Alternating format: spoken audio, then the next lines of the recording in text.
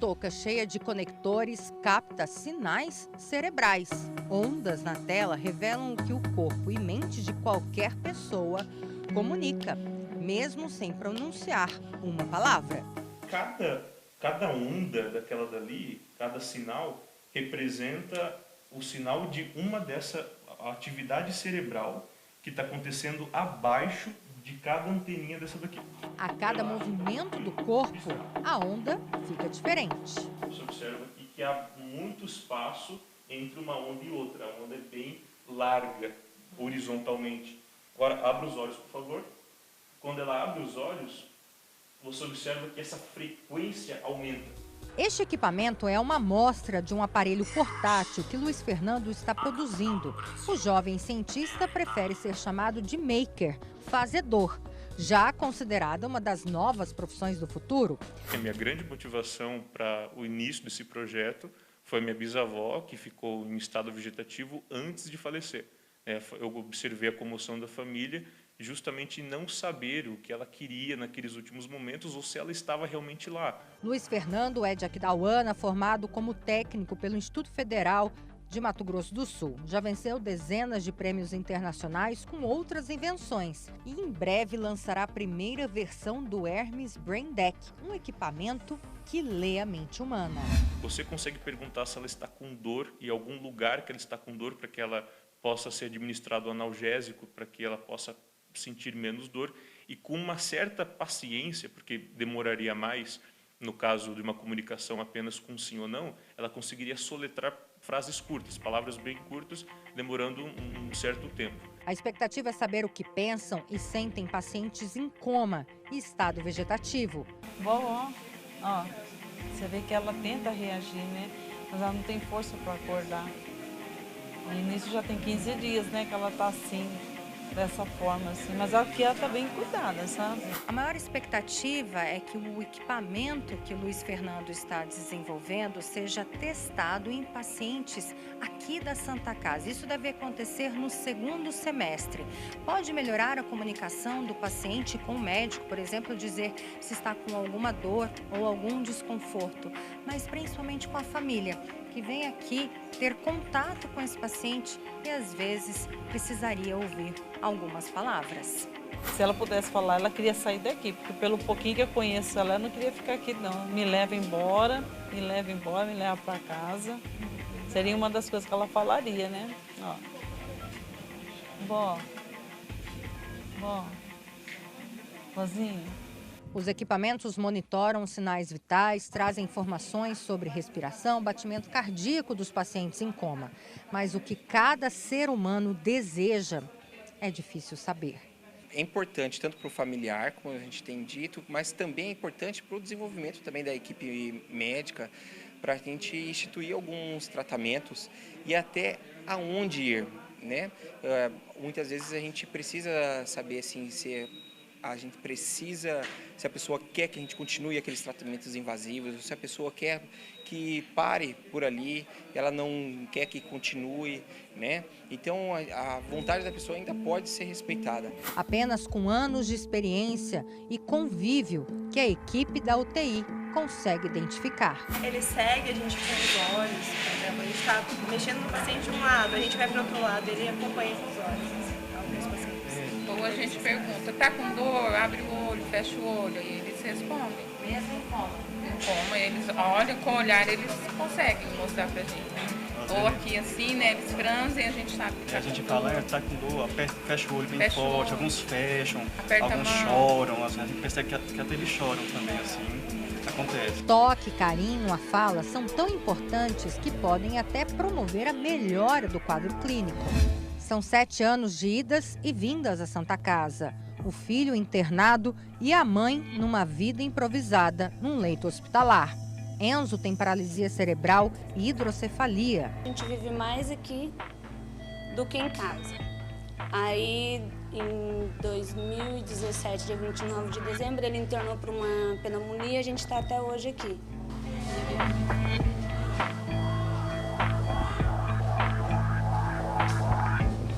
Mais que atendimento à saúde e apoio, os dois precisam de uma atenção direcionada. Às vezes eu nem falo com ela, eu falo com as meninas, e quando ela já chega, ela já vem conversando comigo sobre aquele assunto, que nem precisou eu falar pra ela. Ela já tá sabendo e vem conversar comigo. Às vezes o que eu percebo não é a mesma coisa, por exemplo, que o filho percebe. Que às vezes a mãe tem um vínculo maior com o outro, entendeu? Então ela fala, não, ela me traz uma informação adicional da qual eu não tinha conhecimento. Então, essa interação do cuidado do paciente que é bacana. A pediatra, que trabalha com quadros graves em CTI há quase 20 anos, mostra que este é o caminho da medicina do futuro. A parte humana, ela também tem um papel que está um pouco esquecido agora, mas ele vem agora com um significado forte agora dos últimos anos, porque se viu que só o diagnóstico tecnológico, só o tratamento tecnológico não está surtando o efeito que a gente gostaria que tivesse. Então, acho que a união das duas coisas é que vai dar bem certo. Inteligência artificial na medicina veio para realizar tarefas automatizadas de forma inteligente e racional e vai permitir que os médicos passem mais tempo com seus pacientes.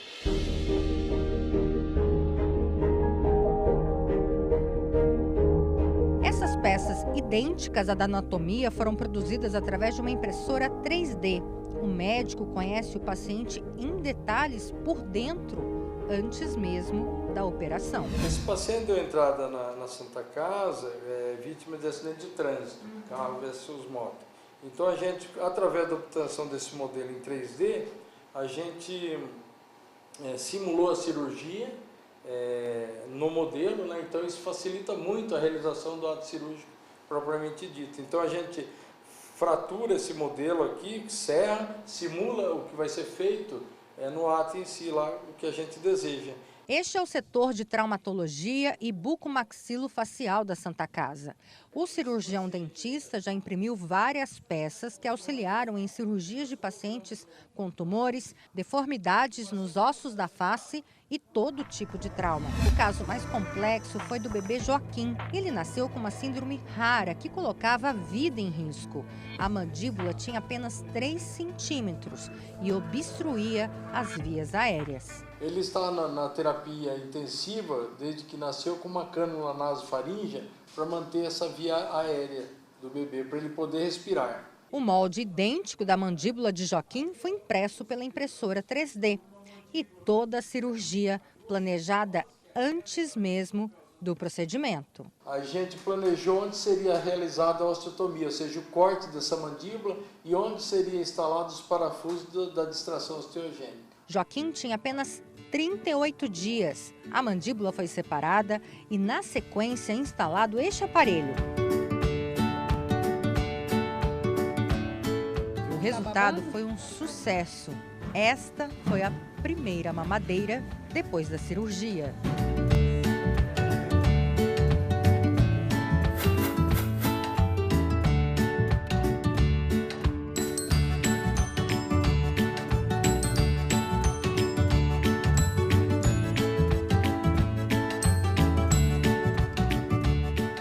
Mais de um ano depois, o resultado de todo esse tratamento, de todo o cuidado com Joaquim, aqui ele está, numa sala de aula, junto com a turminha, com a professora, no maternal, já fazendo as primeiras atividades.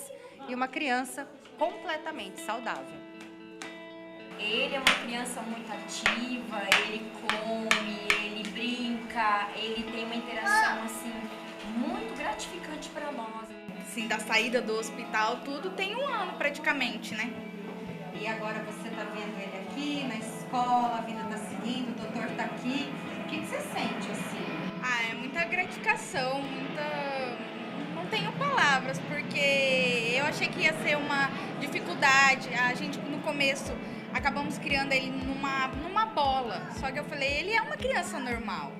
Ele é normal, ele não teve essa dificuldade no começo da vida, mas ele é uma criança normal.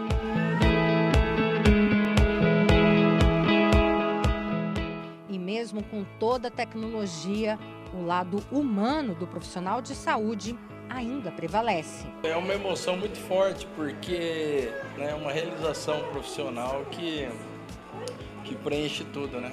Que se você vê como ele nasceu com uma deformidade sem respirar, né?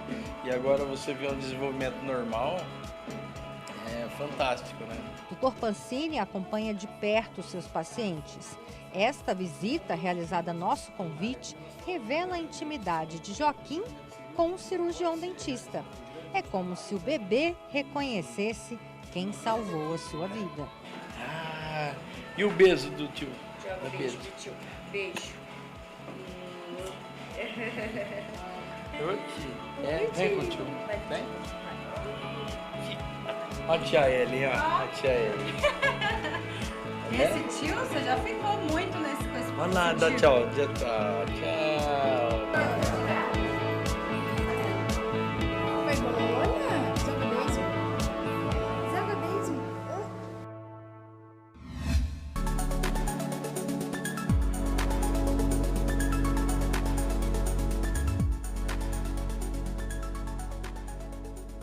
Oferecimento Senac, cursos livres, técnicos e à distância. Sebrae, conectando pequenos negócios ao futuro. E Santa Casa.